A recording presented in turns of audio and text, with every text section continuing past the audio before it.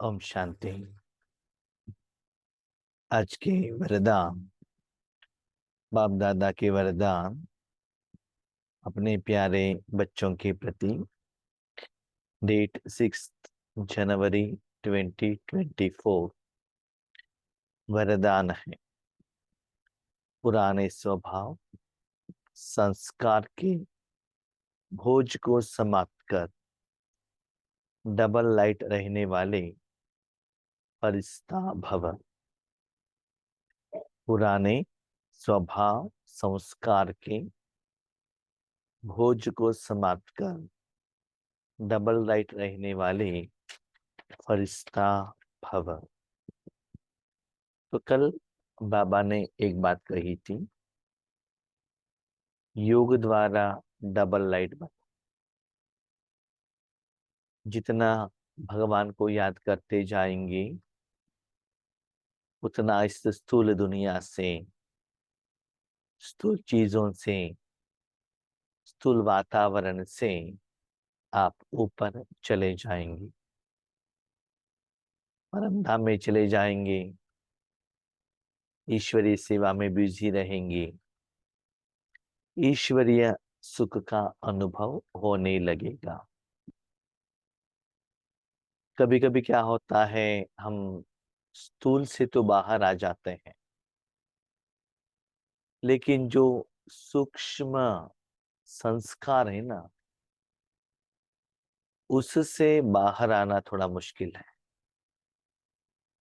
जैसे शरीर को माउंट आबू लेकर जाते हैं, डायमंड हॉल में बैठे हैं, शरीर से तो अपने लौकिक परिवार से, गांवों से हजारों किलोमीटर दूर में है, लेकिन मन अभी भी गांव में रहने वाले शरीरधारियों से, वहां से चीजों से, वहां से कर्म से, वहां के कर्म के फल से हम जुड़े हुए रहते हैं। भले स्थूल रूप में डायमंड हॉल में है, वहां क्लास चल रहा है, मुरली चल रही है, निमित्त भाई बहने क्लास कर रहे हैं, कमेंट्री चल रहा है, माहौल बहुत अच्छा है। लेकिन अभी भी आपका संस्कार, देह भान का संस्कार रहने के कारण देह की चीजों के साथ ही आपका अटेंशन, कनेक्शन है। इसलिए बाबा कहते हैं, बच्चे अपने मन को भले परमधाम में लेकर गए, बाबा के साथ जोड़ लिया, लेकिन जो रावण का संस्कार है ना, उससे बाहर नहीं आए। तो कल बाबा ने कहा था, स्थूल से डिटैच हो जाओ। आज द्वापर कलयुग का जो संस्कार है उससे भी डिटैच हो जाओ। सारा जिम्मेदारी, सारे भोज सब भगवान के समर्पण करके, रिश्ता उससे भी मेरा कुछ रिश्ता नहीं। जैसे कि समझ लो, आपने एक कपड़ा पहना है, बहुत अच्छा है, लेकिन क्या हुआ, उसमें अचार लग गया। आप कितना साफ करने के लिए जाओ, वो क्लीन नहीं हो रहा है। फाइनली आपने क्या किया, उसको साफ करने वाले लॉन्ड्री लोगों के हाथ में दे दिया, क्योंकि उसमें वो एक्सपर्ट है। उसके ऊपर जो अचार लगा है वो निकाल कर देगा, आपका जो कपड़ा है एज इट इज वापस मिलेगा। ऐसे ही हम लोग अपना जो दुख है, अपना जो चिंता है, हमारा हिसाब किताब है, इससे बाहर आने के लिए खुद पुरुषार्थ साधना कर रहे थे, लेकिन उसमें सफलता नहीं मिली। अभी बाबा कहते हैं ना, तन मन धन जन जीवन। अभी संस्कार भी जो बना है 84 जन्मों से, वो भी भगवान के हाथ में दे दो, उससे बाबा आपको नया संस्कार बना के दे देगा। आप चाहे तो चेक करो अपने जिंदगी को, जब बी के बनने के पहले आपका संस्कार क्या था और क्या संस्कार है। कोई मिलते हैं, हम कहते थे आंटी अंकल, आज कहते हैं भाई बहन। तो अपने मन से चेक करो, ईश्वरीय परिवार वालों से हम मिलते हैं तो हमारा मन कितना खुश रहता है। कारण क्या है? अपने को चेक करो। तो संस्कार परिवर्तन हुआ ना, मन में खुशी आई ना।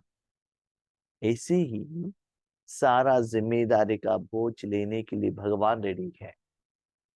दे दो बाबा को, फरिश्ता बन जाओ। आज देख लो, एक छोटा सा बच्चा स्कूल में जाता है। बच्चे का स्कूल का जिम्मेदारी कहाँ स्टार्ट होता है बताइए? जब माँ उस बच्चे को स्कूल के बस में भेजती है, तब से उसका जिम्मेदारी स्टार्ट। तब तक माँ का ही जिम्मेदारी। बच्चे को उठा कर लेकर जाओ, बैग भी लेकर जाओ, सब कुछ जिम्मेदारी उनका है। जब वो अकेला बनता है तो सारा जिम्मेदारी उनका है। मैंने देखा है, जब छोटे छोटे बच्चे रहते हैं ना, 3 साल का 4 साल का बच्चे रहते हैं, घर में आते ही उनको माँ गोद में लेना पड़ेगा, उनको कपड़ा उतारना पड़ेगा, उनको बाथरूम में लेकर जाना पड़ेगा, भोजन खिलाना पड़ेगा। कब? घर में आते ही। वही 3 साल के एलकेजी यूकेजी के बच्चे जब स्कूल में जाते हैं, वहाँ 1 बाय 1 साइड में लोगों को बिठाया जाता है। मैंने देखा है स्कूल। अपना कैरियर से खुद डब्बा ओपन करेगा, खुद खाएगा। एक टीचर रहता है वहां, देखें, हाथ साफ करेगा, भोजन खाएगा, और डब्बा वैसे ढक्कन लगाएगा और बैग में रखेगा। सिस्टमेटिक सीख लेगा। कोई सिखाता है क्या? तो अपने जिम्मेदारी को जानकर भोजन खाएगा ना। वही बच्चा शाम को 5 बजे घर में आता है तो बच्चों को खिलाने के लिए माँ क्या कुछ नहीं करते। ये देखो चंद्रमा है, ये देखो सूर्य है, ये खा लो वो खा लो। मुंह धोने के लिए उनके पीछे भागना पड़ेगा। क्या उनको मालूम नहीं है क्या? जब मालूम नहीं होता तो एलकेजी स्कूल में कैसे वो भोजन खाता? क्योंकि आपका मोह आ जाता है ना वहाँ। क्या वहाँ भूखा है क्या? वहाँ टीचर से सिखाया नहीं है क्या? सिखाया, सीख लिया उन्होंने, लेकिन वहां मोह नहीं है। तो हमको बंधन यही है, संस्कार का। मेरा, इसलिए बाबा कहते हैं ना कुछ मेरा। उनको सीखने दो ज्ञान को, दुनिया के विधि विधान को। इसीलिए बाबा कहते हैं संस्कार का बोझ भी समाप्त करके फरिश्ता। मेरे किसी से भी रिश्ता नहीं। I am independent, separate, powerful energy. बस जिस समय मैं जिसके साथ कनेक्ट होता हूँ, उसमें जो गुण है उसका अनुभव मैं करता हूँ। स्पेशली राजयोग में I am only the soul connect, किसी से भी कनेक्टेड नहीं हूँ। सिर्फ परमात्मा में कनेक्ट होकर परमात्मा में जो सुख है उसका ही अनुभव कर रहा हूँ।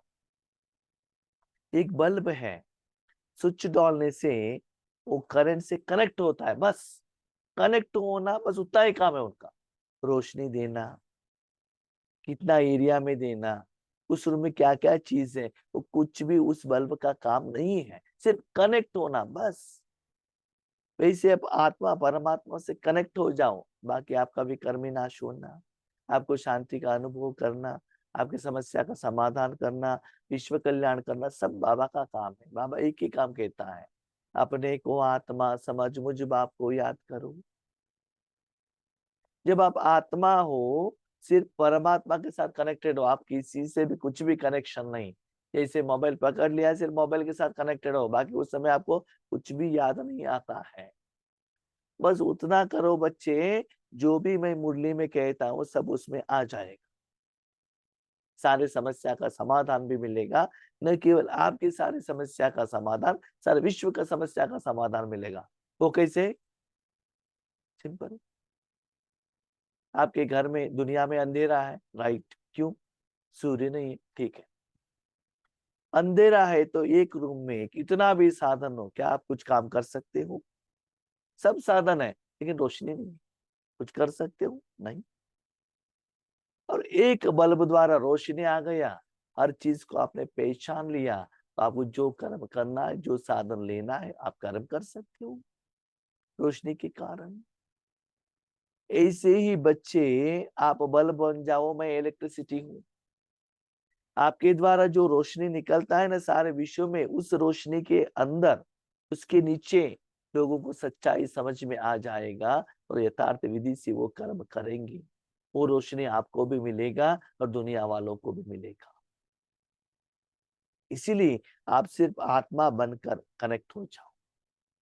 जितना भी रोशनी देता है, उसमें बल्ब को कुछ मिलता है क्या? या वो बल्ब का कोई उसका गुण है क्या? नहीं। Bulb is only instrument. Capacity, capability, जो भी एबिलिटी है वो इलेक्ट्रिसिटी का है। बस उस समय वो इलेक्ट्रिसिटी के साथ कनेक्टेड है। थोड़ा सा भी कनेक्शन वीक हो गया तो आना जाना, तो बल्ब क्या होगा? फुल करंट नहीं दे सकता, रोशनी नहीं दे सकता है। रूम में ठीक से रोशनी नहीं आ रहा है, कोई भी वहां कुछ काम नहीं कर सकता है, ना कंप्यूटर, ना टेप रिकॉर्डर, ना मिक्सी, ना प्रकाश, कुछ भी नहीं आएगा। तो कुछ क्यों?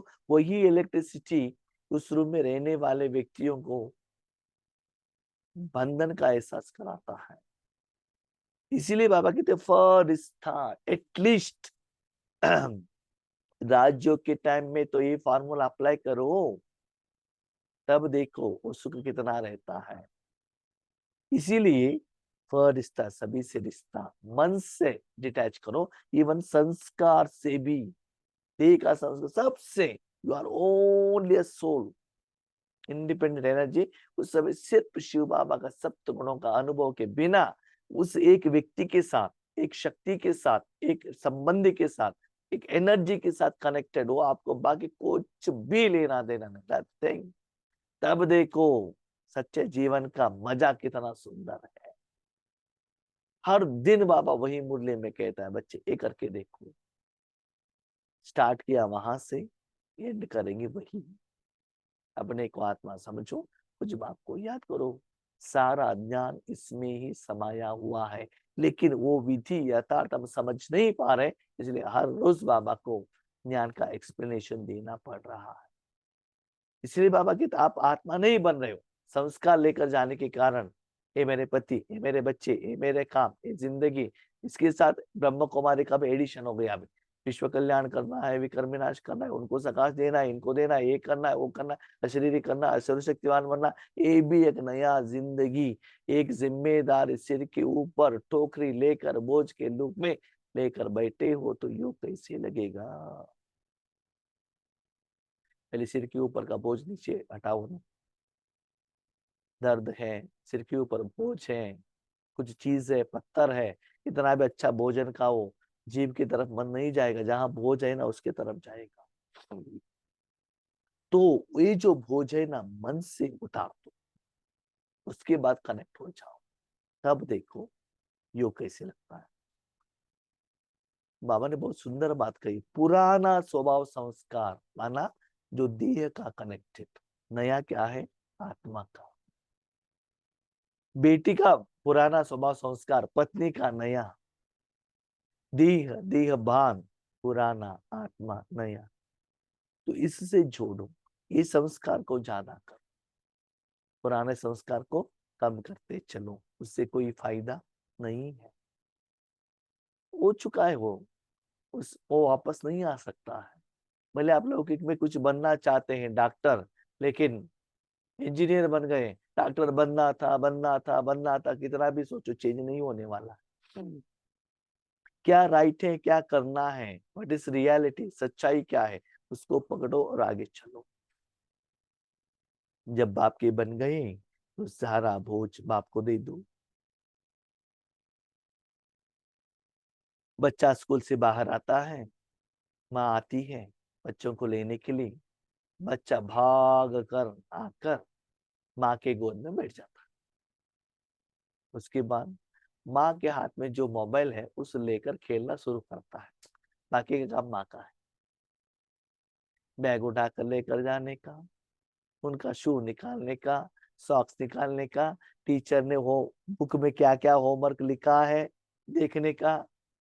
कोई कोई माताएं इतना बच्चों के ऊपर मोह रखते हैं, उनका होमवर्क भी यही लोग करके देते हैं। कोरोना के टाइम तो माताओं को इतना टेंशन नहीं, बच्चों का पढ़ाई भी उनको भी सुनना पड़ता था, है ना। बच्चों के प्रति इतना जिम्मेदारी, ईश्वर के प्रति कोई जिम्मेदार नहीं। बाबा कहते हैं सारा बोझ बाप को दे दो। देने के लिए भगवान रेडी है। जैसे एक माँ उनके बच्चे उनकी शरण में आते ही बच्चों का बोझ लेने के लिए रेडी है, क्या परमात्मा आपका बोझ लेने के लिए रेडी नहीं है क्या? जरूर लेंगे, लेकिन आप देखकर तो देखो, पुराने स्वभाव संस्कार का थोड़ा बोझ भी रहा हुआ होगा तो ऊपर से नीचे ले आए।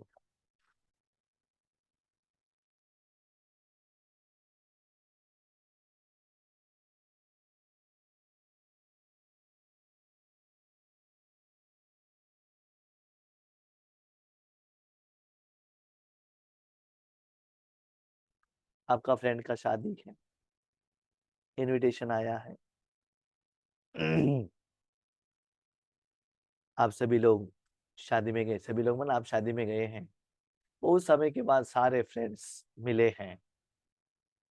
आपको कितना खुशी होता है पुराना दिन को याद करना, उनके साथ खेलना कूदना। और समझ लो आप बीके नहीं है, नॉर्मल पर्सन। लगता है उससे शादी में, बहुत धनवान के घर में घर का शादी है आपका सहेली का, उनको चिढ़ाना, रेडी भोजन खाना, अच्छे अच्छे कपड़े पहनना, सेल्फी निकालना, व्हाट्सएप पे भेजना, ये सभी बहुत इच्छा रख कर, बहुत सुख अनुभव करने की सोच कर 6 महीने पहले प्लान करके सारे फ्रेंड्स लोग जाकर पहुंच गए। ओके, अच्छा, बहुत अच्छा है। वहां जाकर पहुंच गए। सुबह पहुंचे, उतरे हैं। उतरते ही फ्रेश अप होकर बाहर आ गए, एक फोन आ गया, आपका बेटे को तबीयत ठीक नहीं है, पेट दर्द है। आपका बेटे का तबीयत ठीक नहीं है, पेट दर्द है। साइड में फ्रेंड्स हैं, अच्छे अच्छे कपड़े पहने, सब कुछ कर रहे हैं, लेकिन आपका अटेंशन, बेटा पेट दर्द, बेटा पेट दर्द, बेटा पेट दर्द। पुराना स्वभाव संस्कार, जो माता का संबंध, शरीर वहां से 1000 किलोमीटर दूर में आया है। अभी आप अलग कर्म के लिए आए हो, अलग खुशी का अनुभव करने के लिए आए हो, लेकिन इसको भूलकर पुराना जो मेरा करके उसको अपने मन से पकड़ लिया ना, तो यहाँ का सुख आपने खो लिया। जो 6 महीने से आपने जो सोचा था सुख अनुभव करने का, वो नहीं हुआ। इसके कारण आज तन मन धन में इतना हम मोह में अकड़ जाते हैं, परम धाम का ज्ञान होते हुए भी, परमात्मा का ज्ञान होते हुए भी वो सच्चा सुख का अनुभव नहीं करते हैं। सत्यम शिवम सुंदरम, सत्य आत्मा बनकर सच्चा शिव सत्य बाप का सुख अनुभव करते हुए आत्मा को सुंदर बनाने में हम अपने को बिजी नहीं रखते। क्यों? पुराना वो संस्कार संसार आ जाएगा, इसीलिए आपको नीचे लेकर आएगा। जो स्टेज का आपने जो सोचा था ना, सुख नहीं मिलेगा। उड़ती कला का अनुभव करने नहीं देगा, इसलिए बाप दादा कहते हैं सब दे दो। फ्रेंड के साथ डांस कर रहे हैं, क्या रियली डांस कर रहे हैं? नहीं है ना। फोन पर बात कर, क्या हुआ, हॉस्पिटल में लेकर गए क्या, टैबलेट्स लिया है क्या? वहां से बोलता है मम्मी पेट दर्द ज्यादा हो रहा है। यहाँ फ्रेंड का कहाँ है? नहीं है ना। ये तो एग्जाम्पल बाबा कहते हैं। इसी जब राजयोग में हम बैठते हैं, ये सभी चीज लेकर जाते हैं तो बोझ लगता है। अभी आप एक काम करो, जब आप घर में अपने घर का काम करते हो, 10 kg का पत्थर शरीर का किसी भी अंग में बांध कर काम करो, क्या लगता है? गले में, सिर में, हाथ में, पाँवों में, घुटने में, जहां भी 10 kg का पत्थर बांध कर करो तो क्या होगा? भारीपन का एहसास होगा कि नहीं? वैसे ही ये सभी निराकार संस्कार भी आपको दुख का एहसास कराएगा।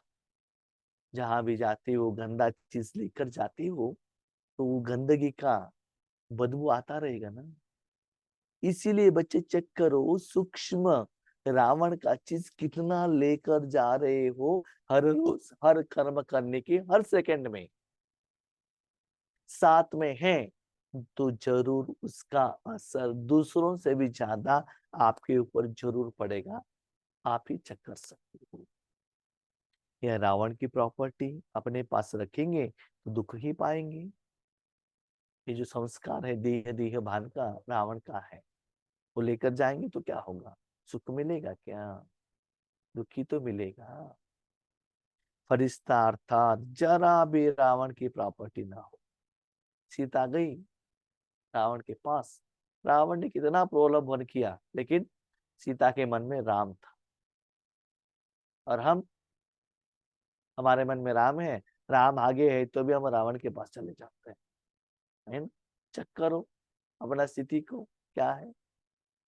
सीता के राम तो बहुत दूर था, लेकिन मन से राम के पास में थी।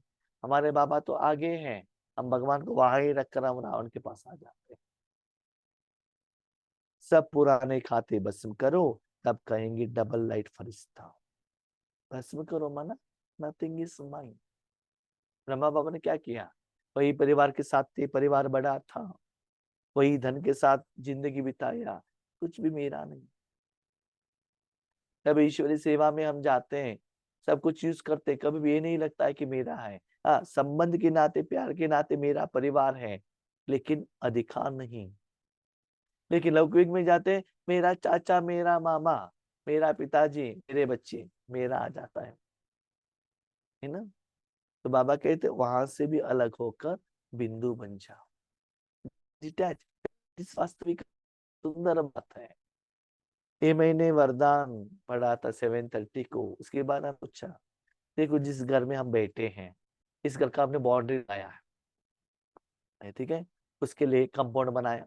हम क्या सोचते, मेरा घर, मेरा घर, मेरा घर। बाजू का घर में जाएंगे, मेरा नहीं है। घर में आने के बाद ये मेरा रूम, शरीर में आने के बाद ये शरीर में, संस्कार में आने के बाद 84 जन्म का जो संस्कार है मेरा, देन व्हाट इज मेरा? न संस्कार मेरा, न शरीर मेरा, ये बिल्डिंग मेरा नहीं। एक दिन मुझे जाना पड़ेगा। हु एम आई? मैं एक निराकार आत्मा हूँ, नथिंग इज माइन। थोड़ा टाइम के लिए जब यहाँ हूं, तब तक मन में मेरा मेरा मेरा मेरा मेरा तो हो जाएगा कि नहीं? जब तक आपको एक घर दिया है, रहो मेरा करके, उसके मोह में, बंधन में मत आना। आ जाएंगे तो अज्ञान, उसका प्रभाव आएगा। मैं आप एक बात कहूँ, आप माउंट आबू जा रहे हैं, आपको क्या चाहिए? 4 या 5 व्हाइट कलर का ड्रेस चाहिए, ठीक है। आपके पास 200 ड्रेस है, ये सभी लेकर जाएंगे? हर जगह पर सब कुछ लेकर जाएंगे क्या? शादी में जाएंगे तो भी बीके का ड्रेस लेकर जाएंगे, और ब्रह्म कुमार ईश्वरी विश्वविद्यालय जाएंगे तो शादी का ड्रेस लेकर जाएंगे? नहीं है ना। जिस समय जो चाहिए वही लेकर जाते हो ना। तो एटलीस्ट बाबा के पास जाते हो तो आत्मा बनकर जाओ ना। तो चेक करो, एक सेकंड में, एक दिन में जब राजयोग में बैठते हो, आत्मा कितना समय बनते हो? मैं आत्मा आत्मा आत्मा आत्मा, बिंदु बिंदु बिंदु बिंदु, स्टार स्टार, लाइट लाइट, ये नहीं। कहाँ भी मेरा मन नहीं जाना चाहिए, कहाँ भी नहीं। सेपरेट एनर्जी होकर परमात्मा के साथ कनेक्ट, बस हो गया, और कुछ भी नहीं। बाकी जो भी है बातें देखा जाएगा ना, योग होने के बाद देखा जाएगा। सच्चा सुख का अनुभव करो तो करके तो देखो, आपका बाकी सारा समस्या का समाधान कैसे मिल जाता। दैट इज बेसिक, उसको हम समझ नहीं पा रहे हैं। तो करने से सारे ज्ञान का सार भी आएगा, सारे समस्या का समाधान भी मिल जाए। इसीलिए बाबा कहते हैं डबल लाइट फरिश्ता। कल तो बाबा ने तन धन जन के बारे में कहा, आज बाबा ने संस्कार के बारे में कहा। शायद कल क्या करेंगे मुझे मालूम नहीं, मानव बुद्धि से अलग होने के लिए भी कल कह सकता है बाबा। तो एक एक स्टेप बाबा हमको दे रहे हैं भगवान के पास जाने का। आज का स्लोगन, निर्भय और हर्षित मुख हो, बेद का खेल को देखो, तो हलचल में नहीं आएंगी। कुछ भी देखेंगे तो भय नहीं होना चाहिए। सदा हर्षित मुख में रहना चाहिए, और बेद का खेल देखना है। बेद का खेल मन, जो दुनिया में जो युद्ध चल रहा है, अलग अलग जगह पर अलग अलग जो कुछ भी हो रहा है, उसको साक्षी होकर देखो। अभी क्वेश्चन, देखना भी है, हर्षित मुख रहना भी है, निर्भय भी रहना है। How it is possible? लोग तो रो रहे हैं, रिश्तेदार मर रहे हैं, ऐसे युद्ध होगा, नेक्स्ट पेट्रोल मिलेगा कि नहीं मिलेगा गारंटी नहीं है। तो हलचल में नहीं रहेंगे तो कैसे होगा? वही बात बाबा कहते हैं, अंतर्मुखता में कल वो क्लास है अंतर्मुखी सदा सुखी 6:30 बजे। जो भी ज्वाइन होना चाहते हैं हो सकते हैं। ओम शांति देवी देवता ग्रुप, नहीं तो नेक्स्ट आपको क्लास मिल जाएगा। तो जब अपने मन को अंतर्मुखता में रखेंगे, अंदर का परमात्मा का सुख अनुभव करते रहेंगे, तो बाहर सब दिखाई दे रहा है लेकिन उसका प्रभाव आपके ऊपर नहीं पड़ेगा। भाई जी एग्जाम्पल प्लीज, हर बात को एग्जाम्पल द्वारा समझाना पड़ता है। यस, एसी कार में बैठे हो, बाहर तो बारिश है, बाकी लोगों के ऊपर प्रहार पड़ रहा है, कोई उसके नीचे है, कोई किसी के पास अम्ब्रेला नहीं है, किसी रोड को पास कर रहा है, किसी का टू व्हीलर खराब हो गया, उसका असर आपको दिखाई देता है। देखो आपके पास दो ऑप्शन है, एक बाहर को जो लोगों को जो कुछ भी हो रहा है वहां मन बुद्धि लगाकर उसके टेंशन का दुख आप रिसीव करो, इट इज वन ऑप्शन, बाहर मुखता में जाके। दूसरा, आपका तन एसी में है, जो आपको जो मिला है उसमें शांत होकर उसका अनुभव करो। Selection is yours. बाहर का दुनिया का जो कर्मों का हिसाब किताब देकर उसका दुख लेकर आप उसमें तरस पड़ते हो, यू आपको जो सुख मिला है उस सुख में रहकर उनको भी सहयोग देते हो। अभी आप डिसाइड, ये बाबा कह रहे हैं। भले बाहर कितना भी हलचल हो, मन को परमात्मा के अंदर रखो, अंतर्मुखता में। मन को बाहर भेज दिया, आंखों की तरफ कानों की तरफ देख लिए भेज दिया, बाहर का दुनिया का वायुमंडल उसका प्रभाव पड़ेगा। एक बात याद रखिएगा, हम कैलकुलेशन करते हैं आज दुनिया में एयर पॉल्यूशन कितना है, फूड पॉल्यूशन कितना है, दूध का पॉल्यूशन कितना है, सबसे इंपॉर्टेंट मन का पॉल्यूशन कितना है। एक आत्मा के मन से कितना दुख दर्द आज वायुमंडल में जा रहा है, क्या उसका प्रभाव दुनिया में ऊपर नहीं हो ना? उसके प्रभाव में आप ही आ गए तो दुनिया को परिवर्तन कौन करेगा? पेशेंट को देखकर डॉक्टर ही रोने लगेगा तो पेशेंट को ट्रीटमेंट कौन देगा बताओ? इसीलिए बाबा कहते हैं उसके उसके लिए आप रेडी होना है तो अपने जिंदगी का छोटे छोटे छोटे प्रोग्राम है ना, प्रॉब्लम्स है ना, प्रोग्राम नहीं प्रॉब्लम्स है ना, उसमें आपका माइंड स्टेबल रहना चाहिए। छोटे छोटे प्रोग्राम में प्रॉब्लम्स में स्टेबल रहो। हर्षित मुख माना शरीर का मुख नहीं, अंदर का अंतर्मुख। निर्भय रहो, क्यों? सदा मेरा बाबा मेरे साथ में, मैं उसकी गोद में, जहां भी मुझे देता है ईश्वरी सेवा के लिए भेजता है। आपको क्या लगेगा कि प्रैक्टिस करो, सुनना बहुत अच्छा है, प्रैक्टिस करना उतना आसान नहीं है, लेकिन प्रैक्टिस करेंगे, विधि को अप्लाई करेंगे ना, उसका जैसा मजा और कहा भी नहीं मिलेगा। तभी तो आप बीके बनते हो, याद रखिएगा। This is real life. समस्या सभी को आएगा, लेकिन वैसे कैसे बाहर आना है, बाबा निराकार रूप में हमको देते हैं। हम क्या गलती करते हैं, बार बार बार बार क्लास सुनते हैं लेकिन अप्लाई ही नहीं करते, इसलिए रिजल्ट नहीं आता है। धारणा के लिए ज्यादा अटेंशन रखो, तब देखो रिजल्ट्स क्या आता है। बाबा सिर्फ ज्ञान नहीं देता है, विद्या विधि विधान का दाता। सिर्फ विद्या लिया, विधि विधान नहीं लिया, वो भाग्य आपका नहीं होगा, वो टेस्ट आपको नहीं मिलेगा। याद रखिएगा, भगवान ने हमारे ऊपर कितना कृपा रखा है, आपको एक एक बात इतना क्लियर करके विद एग्जाम्पल द्वारा बाबा समझा रहे हैं। इसलिए बाबा को थैंक यू कहो और अप्लाई करो, तब देखो ईश्वरी सुख कितना सुंदर है। ओके, ओम शांति।